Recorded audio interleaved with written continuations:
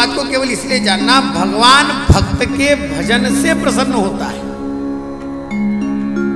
और भक्त स्वयं भगवान के भजन को अंतर मन में धारण करके प्रसन्न रहता है। उदासीनता भक्त के जीवन का लक्षण नहीं है, नहीं है उसका लक्षण। इसलिए नारद जी महाराज जहां पर भी गए वहां पर प्रसन्न वातावरण बना देते। ये नारद जी महाराज का विशेष महात्म्य ध्यान में रखा। संत का विशेष लक्षण क्या होता है? वो जहां पर चला जाए, जिस जगह पर चला जाए, वहां पर वो वातावरण प्रसन्न कर दे, आनंदमय कर दे।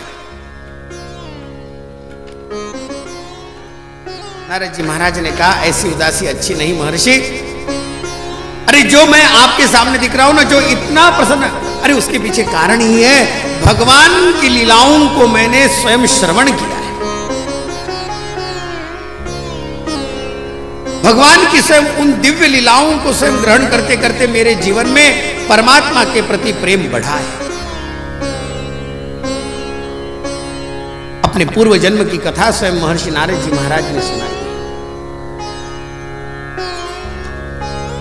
और जब महर्षि ने स्वयं अपने पूर्व जन्म की कथा सुनाई, एक दासी पुत्र किस प्रकार प्रसंग इतना सुंदर है, विस्तार से नहीं कहूंगा क्योंकि मेरा पूरा भाव उसमें फिर समझ जाता है। लेकिन महर्षि के जीवन की सबसे सुंदर कथा है ये। छोटे से थे, पिताजी बचपन में ही गुजर गए। गांव में कुछ महात्मा, कुछ साधु स्वयं चतुर्मास करने की निमित्त से वहां पर पधारे। चातुर्मास उस गांव में हुआ तो सारे संतों की सेवा महर्षि के मां, यानी उस छोटे से बालक के मां के पास है। संतों की थालियों को पूर्ण रूप से स्वच्छ करना, उनके बर्तनों को स्वच्छ करना, उनकी सेवा करना, और रात्रि के समय पर उनका जो कोई भोजन प्रसाद मिलता, जिसे हम उच्चिष्ट कहते हैं, वो भोजन प्रसाद लेकर के स्वयं बालक रूप में स्वयं उस पुत्र को देना। जब तक मां वहां पर सेवा करती तब तक स्वयं छोटे से ये बालक, ये दासी पुत्र, नारद जी ने कहा, मैं तब तक के वहां पर खेलता। एक दिन अनायास छोटी सी घटना हो गई। खेलते खेलते मेरी गेंद जहां पर प्रवचन चल रहा था वहां पर चली गई। अब मेरे हाथ से जाने की वजह से सारे मित्रों ने मुझे कहा, जरा रोक ठोक बात हुई, तुमने गिराई है, तुम ही जाकर के लेके आओ। मैं गया, लेकिन जब मैं गया ना, मुझे लोगों ने रोक दिया। कहां जा रहे हैं? रुको, कथा में व्यत्यय आवेगा, रुक जाओ। अब मैं डर के मारे तो वहां पर गया नहीं, लेकिन कथा मंडप के बिल्कुल अंतिम खंबे को टेक करके खड़ा रह गया, क्योंकि मुझे पता चल गया गेंद कहां है। मैं गेंद को देख रहा था, लेकिन देखते देखते उन महात्माओं ने जो कथा सुनाई, तो उस कथा में बोलते हुए, कथा को कहते हुए उस महात्मा कहने लगे, एक छोटा सा वो नंद का छोरा, घुंघराले बाल जिसके,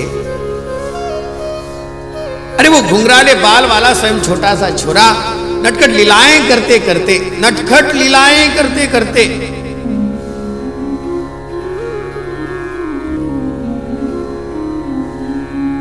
अपने साथ में जितने भी मित्र थे, उनको पहले भोजन करवाता, उनको पहले दधी माखन खिलाता, फिर उसके बाद में खाता। ये जब जैसे मैंने सुना तो मेरा मन एकदम से उन बातों की ओर आकर्षित हुआ और मेरा मन विचार करने लगा, अगर ये छोटा सा कन्हैया मुझे मिल जावे, नाम तो कन्हैया था, अगर ये मुझे मिल जावे तो मुझे हर दिन खाने पीने का बहुत चकाचक मिलता जाएगा। मैं विचार करते करते सुनने लग गया।